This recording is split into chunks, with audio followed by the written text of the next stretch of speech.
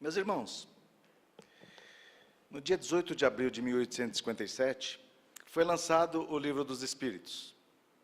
Allan Kardec pega toda a informação vinda da espiritualidade que tinha à época, e ele coloca o Livro dos Espíritos, que o Livro dos Espíritos são divididos em 7 partes. A primeira é a introdução do Livro dos Espíritos. Logo depois são os prolegômenos. Prolegômenos é a apresentação dos Espíritos que ditaram as informações. E depois ele é dividido em 4 livros. O primeiro livro é da causa primária, onde vai falar de todas as causas primárias. No segundo livro vai falar do mundo espírita, onde vai falar somente dos espíritos. O terceiro livro, Allan Kardec coloca as leis morais, porque, segundo o codificador, ele percebeu que quanto mais moralizado era o espírito, melhor ele vivia em estado de erraticidade. E no último, as penas e os gozos e consolações segundo o Espiritismo, e depois a conclusão. Daquele primeiro livro, ele vai lançar em 1868 o livro A Gênese, que é um desdobramento daquela primeira parte, das causas primárias. Do segundo livro, que é da vida espírita ou espiritual, ele vai lançar em 1861 o livro dos médiuns, que é a nossa ciência espírita. Daquela quarta parte, ele vai lançar o livro Céu e Inferno. E da terceira parte, que falava da moral, Allan Kardec, ele vai lançar em 1864 o Evangelho segundo o Espiritismo. E hoje nós viemos falar um pouquinho, eu vim falar um pouquinho, na verdade, sobre o Evangelho segundo o Espiritismo, porque, acreditem, muitas pessoas não conhecem direito o Evangelho. Os próprios espíritas, muitas vezes, não conhecem o Evangelho. Eu estava dando aula, uma aluna virou para mim e falou: Fábio, o nosso Evangelho, o que ele é melhor que o Evangelho das outras religiões? Eu falei: o nosso qual? O Evangelho só existe um, é o Evangelho de Jesus. E essa aluna ela acreditava que os Espíritos vieram trazer informações diferentes do que já estão contidas nos Evangelhos, o que não é a verdade. Esse livro, o Evangelho segundo o Espiritismo, ele vai começar com uma introdução. E a introdução do Evangelho segundo o Espiritismo é uma coisa que tem que ser lida, gente. Porque logo no começo vai falar do objetivo dessa obra. Vai falar do controle universal dos ensinamentos dos Espíritos. Vocês sabem o que eu estou falando? Pode balançar a cabeça para saber que eu estou encarnado? Tudo bem? Quando eu pergunto, vocês ficam olhando, eu fico com medo de desencarnar no meio da palestra. Esse controle é o controle que o codificador usou para que todas as informações vindas da espiritualidade tivesse um certo grau de confiabilidade.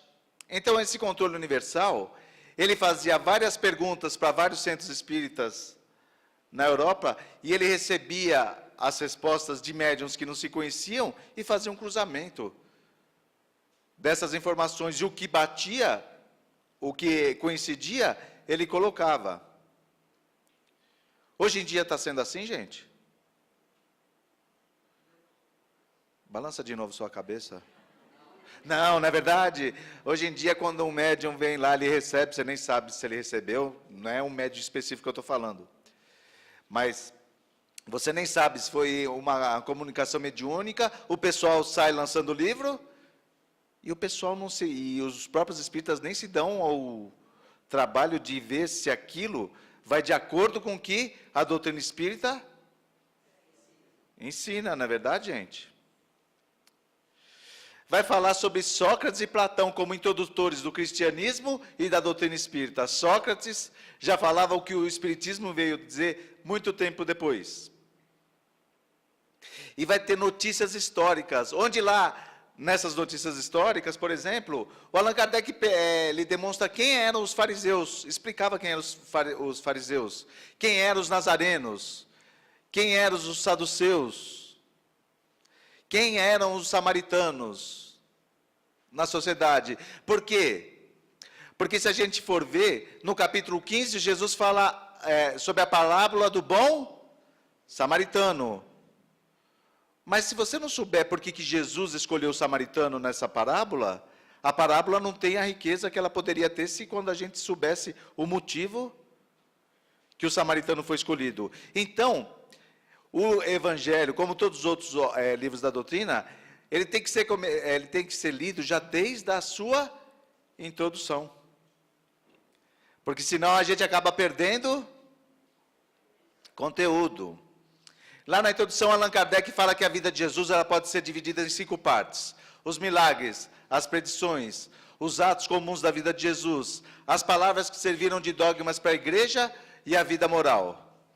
O próprio codificador disse que as 4 primeiras sempre foram motivos de discussão. Por exemplo, os atos comuns da vida de Jesus. Algumas pessoas dizem que Jesus teve irmãos. Outras pessoas falam que ele não teve irmãos. Teve ou não teve? Algumas pessoas dizem que ele nasceu em Belém. Outras pessoas falam que ele nasceu em Nazaré. E elas brigam por essa disputa. Mas o importante é que ele nasceu. Em determinado momento, as palavras que serviram de dogmas para a igreja. Em determinado momento, Jesus fala, eu e o Pai somos um. E daí algumas pessoas falam, olha, ele é Deus. Ele falou que ele e o Pai são um. Daí as outras pessoas falam assim, não, ele foi uma linguagem figurada. Ele falou, ele falou que ele e o Pai são um. Então Jesus é Deus. Só que tem outra passagem que Jesus fala para os discípulos, eu estou em vós, vós estáis em mim, e todos nós estamos em... Então, se Jesus é Deus, segundo aquela passagem, os discípulos também são Deus. Está dando para entender, gente? Que sempre houve motivo de discussão sobre a vida de Jesus. Mas quando você fala da vida moral de Jesus, não tem nenhum tipo de discussão. Quando ele manda amar o próximo como a ti mesmo, alguém discute? Não tem discussão. E essa é a vida moral. Que a doutrina espírita vai explorar. Nesse livro, gente, vai ser somente a vida moral de Jesus que vai ser colocada lá. E para quem não sabe, o esquema do livro, primeiro Allan Kardec coloca passagens tiradas da Bíblia, a tradução é da Sassi, que é da época dele. Logo depois o próprio Kardec faz um comentário, e embaixo do comentário do Kardec tem a instrução dos Espíritos. Então não existe informação nova da vida de Jesus trazida pelos Espíritos. Tudo bem? Vocês estão olhando feio para mim, está tudo certo até agora ou não? Então, no capítulo 1, vai falar, não vim destruir a lei. Porque na época algumas pessoas acusavam Jesus que ele estava vindo destruir a lei. Nesse capítulo, os Espíritos falam que nós tivemos 3 revelações divinas. A primeira vinda através de Moisés. Eu já até falei aqui, não falei? Das leis divinas, que são os 10 mandamentos? Falei? Não? Todo mundo já sabe os 10 mandamentos, não é verdade? É ou não? Qual que é o primeiro mandamento?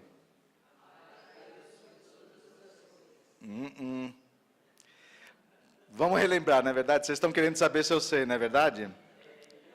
Primeiro mandamento fala, eu sou o Senhor, o teu Deus, que te tirei da terra do Egito, da casa da servidão. Não terá diante de mim outros deuses, não adorará imagens de nada que voe sobre o céu, nada que ande sobre a terra e nada que viva debaixo das águas. Segundo mandamento, não falarás o nome do Senhor teu Deus em? Terceiro mandamento, lembra-te de santificar o dia do sábado. Quarto mandamento, honrar. Vocês sabiam, né? Vocês estavam querendo me enganar, não é verdade? Quinto mandamento, não matarás. Sexto mandamento, não adulterarás. Sétimo mandamento, não roubarás. O pessoal aprendeu esse mandamento? Oitavo mandamento, não levantarás falso testemunho contra o seu próximo. Nono mandamento, somente para nós homens. Não cobiçarás a mulher do próximo, o marido da próxima, Deus não falou nada. Nesse mandamento é que a mulher vai estar no outro mandamento, que é o 10º, não cobiçarás a casa, o escravo, o jumento, o marido, o boi, a bolsa Louis Vuitton, a geladeira e tudo mais.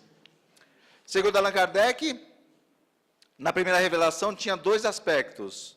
A lei divina, que são os 10 mandamentos, e a lei da época, a lei civil que Moisés precisou implantar.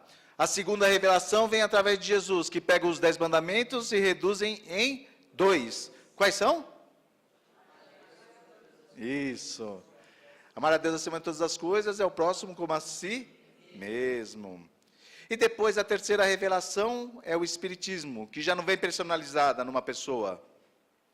A primeira revelação vem em Moisés, a segunda vem em Jesus, a terceira é uma pleiade de espíritos que invade a Terra para trazer essas novas informações. Então, vai falar da aliança da religião com a ciência nesse capítulo.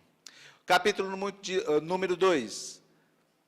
Meu reino não é desse mundo. Obviamente que se Jesus falava que existem alguns reinos, e se ele era o rei, obviamente que o reino dele não era esse reino material.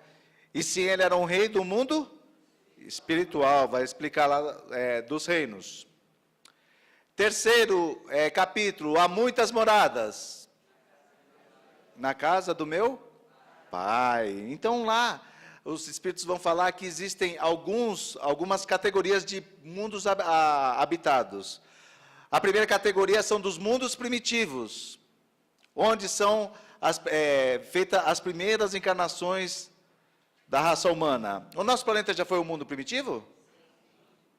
Na época que a gente corria atrás dos dinossauros, não é verdade? Assim, não, acho que não chegou a ser junto, não é verdade? Mas nessa época, tá bom? Onde foram feitas as primeiras encarnações. Depois, mundo de provas, é o que nós estamos atualmente. Depois, mundo de regeneração, que é para onde vocês vão depois dessa encarnação, não é verdade? Depois, os mundos ditosos, e depois os mundos felizes. Lá vai falar, gente, sobre as características do mundo inferior e do mundo superior. Eu vejo muito espírita falando, não vejo a hora de chegar ao mundo de regeneração, eu quero viver no mundo superior. Mas nas características lá vai falar que no mundo superior, o pessoal só fala coisas boas. O pessoal se alimenta de amor, de luz. Vocês já se colocaram no mundo desse, gente?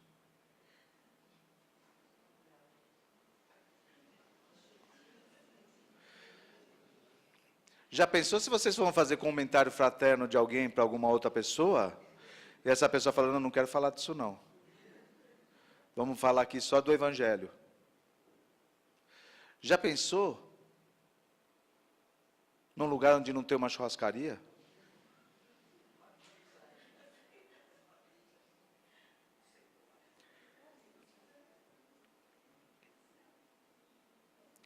Eu vejo muitas pessoas que querem ir para o mundo superior, mas as pessoas não estão ainda capacitadas para viver no mundo desse, gente.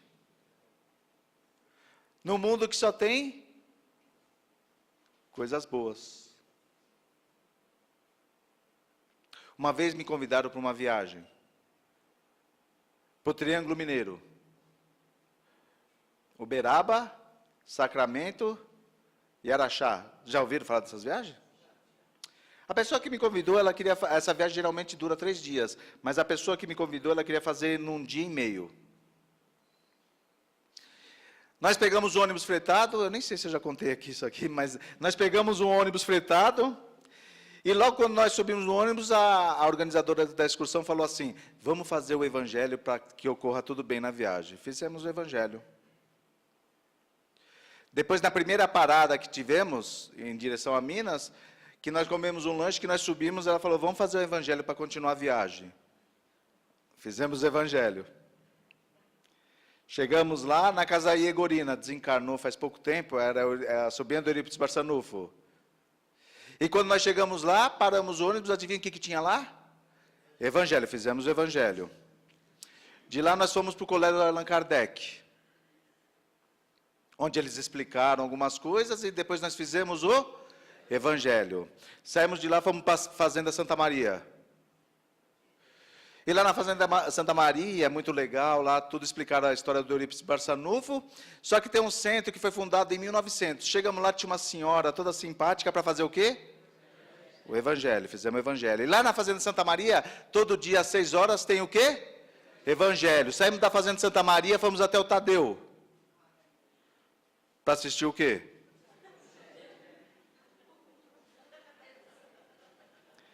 Gente, eu saí quase carregado lá do Tadeu. Era muito evangelho para mim, gente. Eu não estou preparado ainda para viver no mundo... no mundo superior. Tudo bem? Então, estou percebendo o que eu estou querendo falar? Quarto mandamento. Ninguém pode ver o reino de Deus se não nascer de novo. Fala sobre a reencarnação. Quinto mandamento é um dos capítulos mais longos do Evangelho. Bem-aventurados os aflitos. E lá nesse capítulo vai falar que a maior causa das nossas aflições somos nós mesmos que causamos. Tem gente que qualquer problema fala, isso é coisa de outra vida. Isso é meu karma. Geralmente é farta de karma, não é verdade? Que as pessoas têm. Então vai falar lá que a maioria dos nossos problemas, das nossas aflições, somos nós, que aqui mesmo nós fizemos. Tudo bem? Sexto mandamento, o sexto capítulo. O Cristo Consolador. E é um capítulo mais curto, porque a partir do momento que você entende o motivo das suas aflições, é muito mais fácil de você ser consolado. E lá nesse capítulo começa com uma passagem de Jesus falando assim: vinde a mim todos aqueles que estão aflitos e sobrecarregados, e eu vos aliviarei. Tomai sobre vós o meu jugo e aprendi de mim, que sou manso e humilde de coração. No final desse capítulo, o Espírito de Verdade, ele nos dá dois mandamentos, nos deu dois mandamentos para nós espíritas.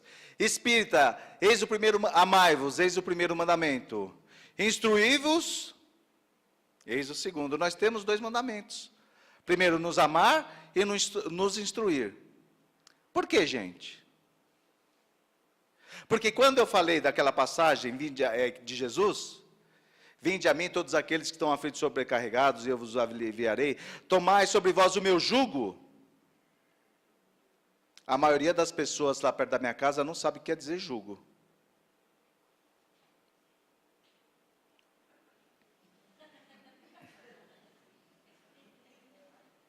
Se a pessoa não sabe o que quer dizer jugo, como que ela vai entender a mensagem de Jesus? Hein? Por isso que o Espírito de Verdade fala para a gente, para nós nos instruirmos. Obviamente que todo mundo sabe aqui o que é jugo, não é verdade? Mas eu vou dar uma lembrada. Jugo é uma coisa que se colocava no pescoço do escravo. É tipo um colar que é amarrado, uma corrente. Pelo fato de ser no pescoço, é perto da jugo. Então isso é jugo. Vocês estão olhando feio de novo. Está tudo certo, gente? Deu para compreender o motivo que Jesus falou do jugo? Que o jugo dele é leve? Porque o jugo de Jesus não oprime. Vocês sabiam já, não é verdade? Isso aí sobre o jugo. Mas os Espíritos falam para que a gente se instrua o máximo possível. Tudo bem? Sétimo mandamento. Bem-aventurado. Oi? Eita, agora entrou o mandamento. Sétimo, vocês vão me corrigindo, até o 28º eu acostumo. Calma, gente, não fica preocupado. Os outros capítulos vai passar mais rápido, tudo bem? Sétimo capítulo. Bem-aventurados os pobres de espírito, que não quer dizer de espírito pobre. Tudo bem? Oitavo capítulo. Bem-aventurados os puros de coração. Nono capítulo. Bem-aventurados os mansos e pacíficos. 10º capítulo, bem-aventurados os misericordiosos. 11º capítulo, amai ao próximo. É fácil, gente. É difícil, na verdade, nós amarmos o nosso próximo como a nós mesmos. Porém, se o 10º capítulo, o 11º capítulo já é difícil, imagine o 12º. Amai os vossos. Eita! Se amar o nosso próximo já é difícil, imagina o inimigo. E esse capítulo, os Espíritos nos explicam de uma maneira fenomenal. Quando a gente fala amar os nossos inimigos, Jesus obviamente não queria se referir que a gente teria o mesmo tratamento que a gente tem com uma pessoa que é muito amiga, com uma pessoa que tenta nos prejudicar. Eu gosto bastante da Tânia. Quando eu vejo a Tânia, eu tenho uma satisfação, uma felicidade em encontrá-la. Se eu vejo alguma pessoa que já me fez um mal, mesmo que eu falar, estou te amando, não vai ser verdadeiro. Então, os Espíritos explicam que nesse capítulo que, quando nós falamos amar os nossos inimigos, é que a gente não deseja o mal deles. É que quando, se nós tivermos a oportunidade de fazer algum bem para eles, que nós tenhamos essa oportunidade. Tudo bem? Não quer dizer amar o inimigo, porque se eu falar que eu estou amando o meu inimigo, eu estarei sendo hipócrita. 13º capítulo. O que a mão direita faz, a esquerda não deve saber. E alguns espíritas, no final do ano, várias casas colocaram no Facebook várias fotos de entrega de presentes de Natal, cestas para as famílias. E uma pessoa, um amigo meu, virou para mim e falou, ô Fábio, a maioria das casas não segue o 13º capítulo. Eu falei, por quê? Porque eles estão fazendo divulgação das coisas que eles estão fazendo. Mas é diferente, gente. Porque quando as casas espíritas elas divulgam isso, é para que mais pessoas possam ver o trabalho que está sendo feito e ajudar cada vez mais. Agora, por exemplo, se eu chegar no Natal, começar a distribuir um monte de cesta básica, e eu estou entregando a cesta básica, estou fazendo uma selfie, e chega agora, eu falo, vote em Fábio Fadel. Se eu estou querendo ganhar pela caridade que eu esteja fazendo, isso aí é errado. Tudo bem? 14º, honrar pai e mãe.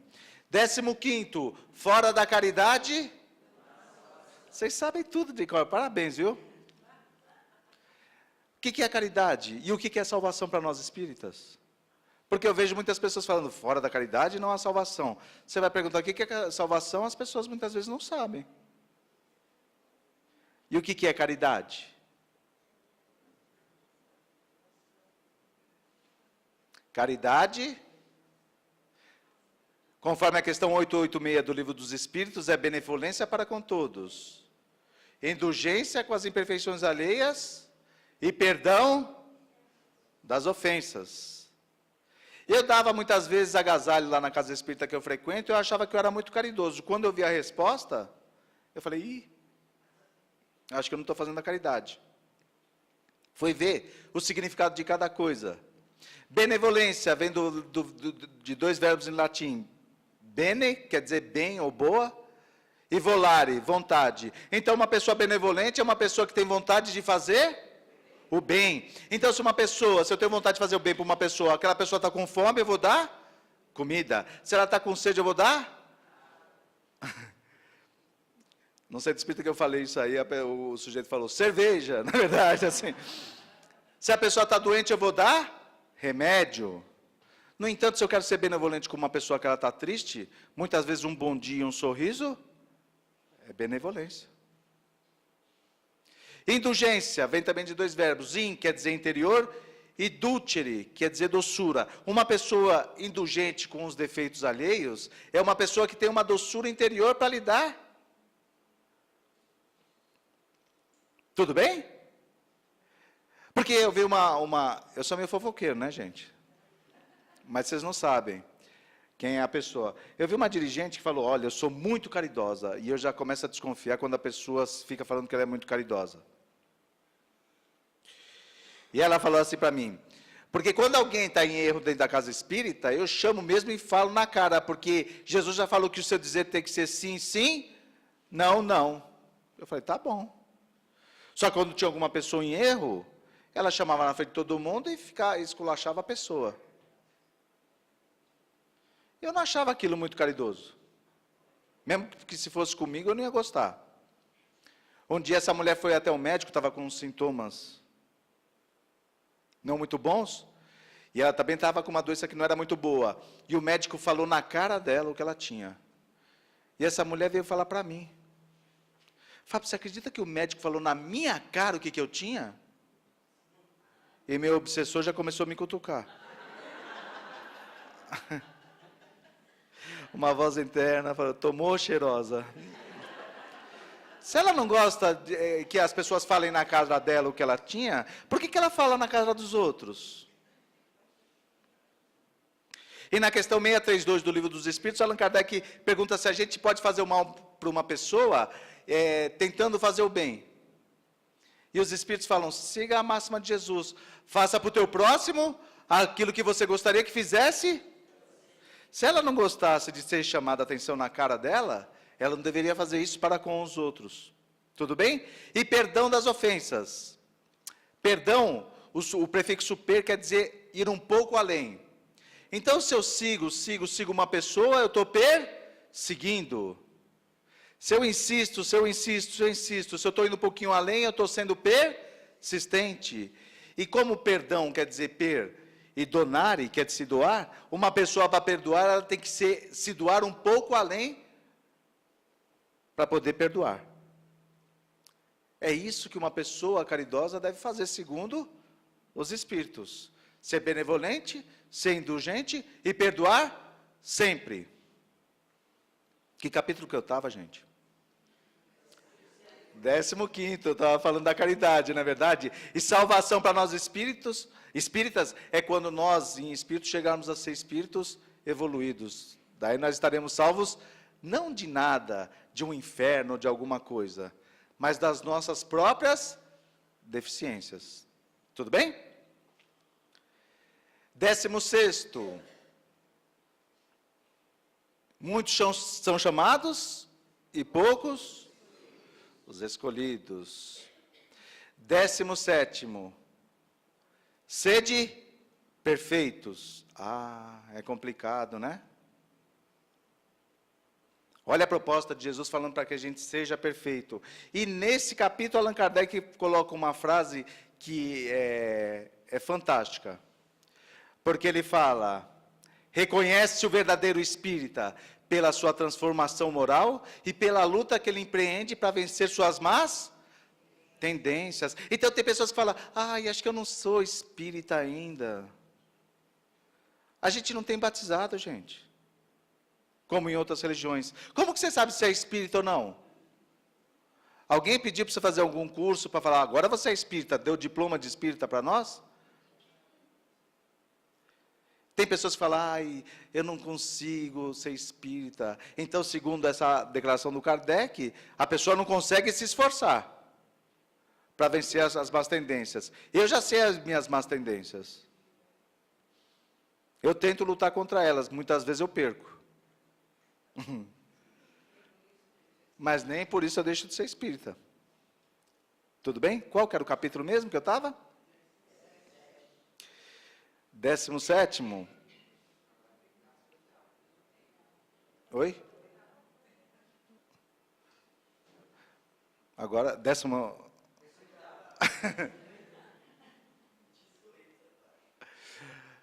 18º capítulo. Eu acho que agora o 18º muitos são chamados e poucos são os escolhidos. Tudo bem? Daí a gente vai dar um pulo, porque senão vai acabar o tempo. Tudo bem, gente? Não? Pode continuar? O 19º é a fé que transporta montanhas. E fé para nós espíritas tem que ser uma fé raciocinada. Porque uma fé cega, ela está causando vários problemas na nossa sociedade. Vocês têm visto isso ou não, gente? O que o motivo de uma fé cega faz?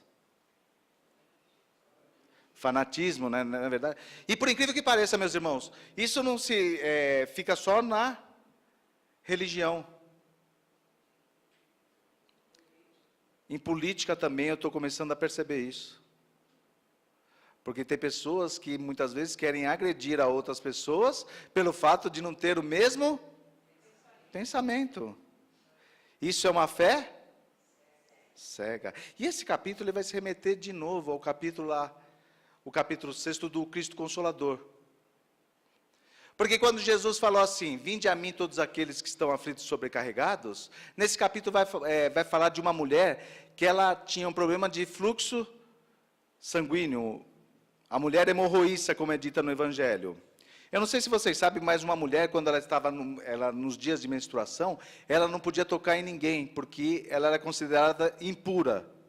E se ela tocasse em alguém, aquela pessoa tinha que fazer um rito lá no templo. Tudo bem? Aquela mulher já estava há muito tempo com aquele problema. E um dia ela ficou sabendo que Jesus passaria pela região. As mulheres naquele tempo eram bem vítimas de preconceito. Imagine uma mulher que estava doente, mais vitimizada ainda. Quando ela descobriu que Jesus passaria por lá, quando Jesus estava passando, e Jesus já era uma personalidade bem conhecida na época, as pessoas estavam, quando Jesus passava, os discípulos tinham até que proteger Jesus, tipo segurança, porque todo mundo queria tocá-lo. Quando Jesus passava, aquela mulher foi lá e tocou na ponta da túnica de Jesus.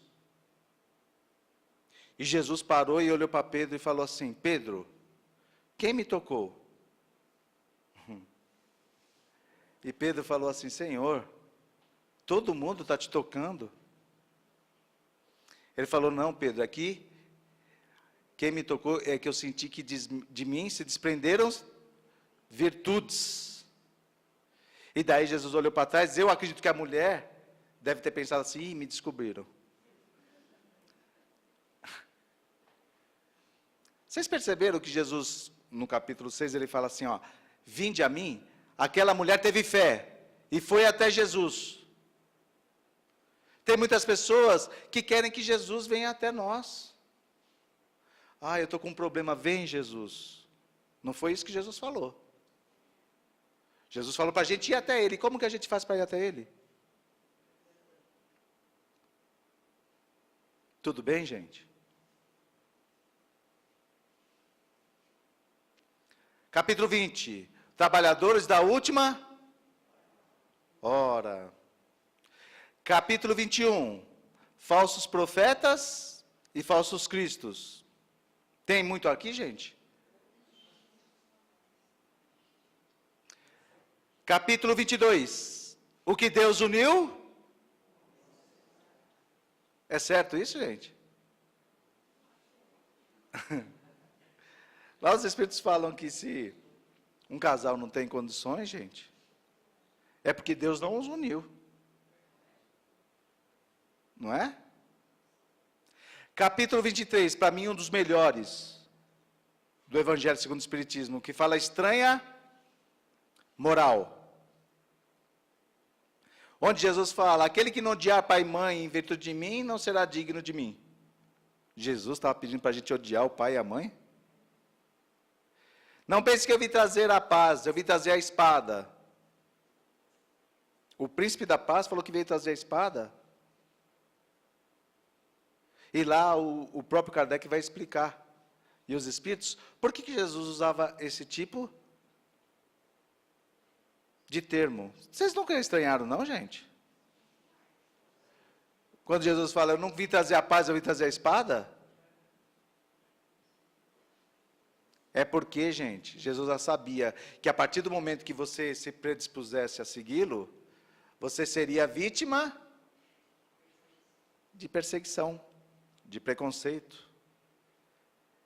Gente, eu conheço pessoas que elas precisam mentir para sair de dentro das suas casas e vir na casa espírita. E aqui a gente fala basicamente de Jesus.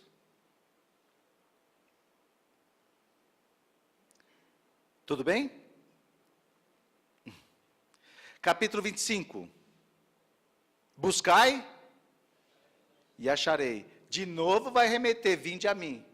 Um aluno meu no final do ano, um conhecido meu no final do ano falou assim: Fábio, reza para mim. Eu falei: para quê? Para eu passar no vestibular. Falei: não, rezo sim, pode deixar. Mas você tem estudado? Ele falou: dei uma lidinha no final de semana passado. Falei: meu irmão, eu não vou perder meu tempo, nem você perca o teu. É obviamente que a espiritualidade nos dá um auxílio, mas a gente tem que fazer a nossa parte, gente. Buscai e acharei, gente. Capítulo 26. Dai de graça o que de graça recebestes. E aí o Allan Kardec vai falar de quem? E os espíritos? Da mediunidade, que não pode ser paga, gente. Como que a gente sabe que um centro é espírita? Porque os centros onde é o ensinamento de Kardec é centro espírita. Se não tiver ensinamento do Kardec, pode ser centro de qualquer outra coisa. Mas não é espírita. Vocês ficam bravos comigo quando eu falo desse jeito? Porque eu estou sabendo de gente que vai receber notícia dos parentes e estão cobrando das pessoas. E nesse capítulo, os espíritos falam: dai de graça o que de graça. Ora, se o médium está servindo apenas como intermediário, aquelas informações não é ele que está passando, por que ele vai cobrar?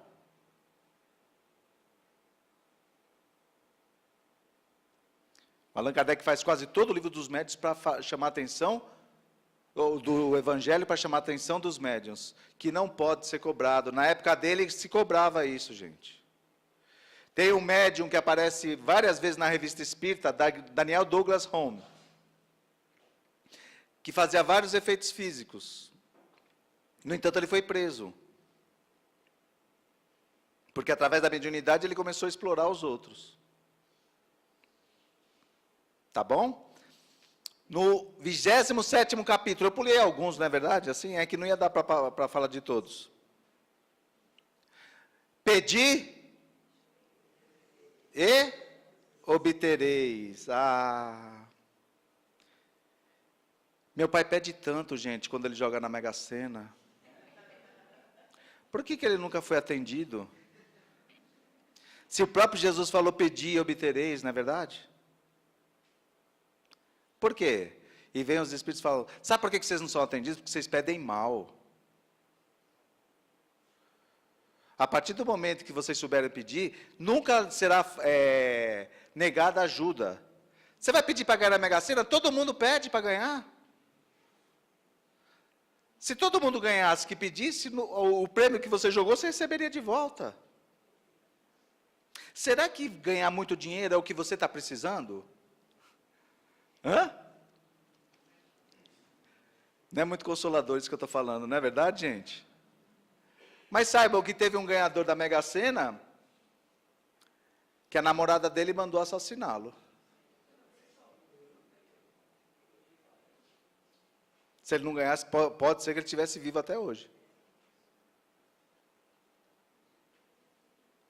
Então lá vai falar qual é a maneira da gente orar. Quando orares, não seja igual os hipócritas que ficam nas esquinas, para que sejam vistos por todos. Então, quando a gente for orar, gente, não é para os outros ficar vendo. Obviamente, quando numa reunião pública que nem essa, daqui a pouco vai ter uma prece. Mas tem pessoas que querem se aparecer em cima da prece. Vocês já viram isso? Que começam a falar um monte de palavras difíceis. E ela vai lá atrás, e vamos orar pelo pessoal do Vietnã, e tome. E vamos passar pelo pessoal agora da Síria. e está passando tudo, mas não fala do pessoal daqui. Uma prece muito boa não é uma prece muito longa.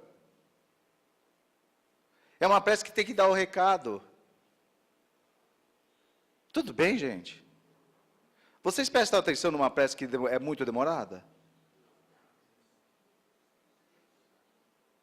Porque geralmente o pensamento vai voando, gente. Então, quando for para fazer uma prece, não é para se exaltar. Se você chegar numa prece e falar, Senhor, eu estou aqui, às vezes é uma prece. Sabiam disso?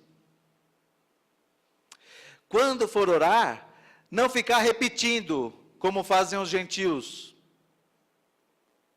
Vocês estão entendendo disso, gente? Deus não é aquele pai que ele deixa se levar pela quantidade de pedidos. Sabe daquela criança que fica, vai pai, dá isso para mim, dá. Vai pai, tá bom, vai filho, tô. Quando for orar, não é para se exaltar. A gente tem que pedir. E toda vez que nós pedimos paciência, tolerância, ajuda dos bons espíritos, essas nunca faltarão. Você vai querer procurar emprego? Pode pedir? Peça. Lógico que pode pedir. Mas pede uma intuição para os bons espíritos. E em contrapartida, a pessoa tem que ir se preparando, gente. Para você ser competitivo no mercado. Peça no momento da tua entrevista que você fale boas palavras que impressione bem a pessoa que quer te contratar. Mas vai se melhorando, vai fazendo cursos para que isso possa acontecer. Buscai e achareis. Pedi e obtereis. Não peçam coisas que nós não fazemos nem a mínima questão de receber. Os espíritos não nos atenderão. Não peçam dinheiro. Não serão atendidos. Eu já pedi bastante. Não deu certo. Tá bom, gente? E o 28º capítulo, o Kardec ele coloca uma coletânea de preces para serem feitas. É para decorar aquelas preces que estão lá? Não, porque o Kardec ele coloca determinado tipo de prece para cada situação. Tem prece para quem desencarnou, prece para isso. Por quê? Porque tem gente que não sabe fazer a prece, né, gente? Em determinada situação. Esse é um livro, gente, que não é para ser aberto por acaso e pegar lá. Quem fizer isso pode fazer, lógico, ninguém vai proibir, mas vai perder. Vai perder tudo as informações que esse livro traz. Não é um livro que é para andar debaixo do braço. Ele debaixo do braço não tem a menor importância. É um livro como qualquer outro. Ele é aberto lá na sala de casa, o Cristo Consolador. A gente vai ver que o Evangelho, ele só vai fazer efeito quando ele estiver bem surrado, bem lido. Quando nós formos, devido às situações do dia a dia, nós formos até ele e procurarmos um pouco de consolo naqueles capítulos que estão lá. Aí ele vai surtir efeito para cada um. Porque nos dizem os Espíritos que nós vamos cada vez mais evoluindo, né, gente? E cada coisa que a gente vivencia aqui é um aprendizado que nós temos. Só para terminar, vou contar uma história que eu acho que eu já contei também. Mas vocês não lembram mesmo? Como tudo que acontece é aprendizado, gente. Uma vez eu estava fazendo uma palestra no Centro Espírita Discípulos do Evangelho, lá em Guarulhos. E eu estava falando sobre a paciência. E eu falei da paciência, que é a ciência da paz, que é a paciência, tudo. Quando eu terminei, que eu desci, o pessoal aplaudiu, uma senhora no banco da frente olhou, balançava a cabeça, eu me achava até um Chico Xavier. Isso foi no domingo à noite. Na segunda-feira de manhã eu estava pegando meu carro para sair. E quando eu estava pegando uma rua, veio um sujeito, me deu uma fechada, quase que eu bati. Ele foi na frente, eu fui atrás. E eu falei, vou falar poucas e boas. Onde já se viu o sujeito, né? Irresponsável, tudo. E eu fui atrás dele, e quando ele parou no farol, eu emparelhei assim, que eu falei assim para ele, abaixa o vidro, porque tinha película no vidro dele, né? Eu falei, abaixa, abaixa. Quando ele abaixou, que eu fui falar com ele, ele falou, oi, Fábio. Eu falei, oi. Mas não sabia quem que era. Ele virou para mim e falou, que palestra ontem, hein? Eu falei, você gostou mesmo?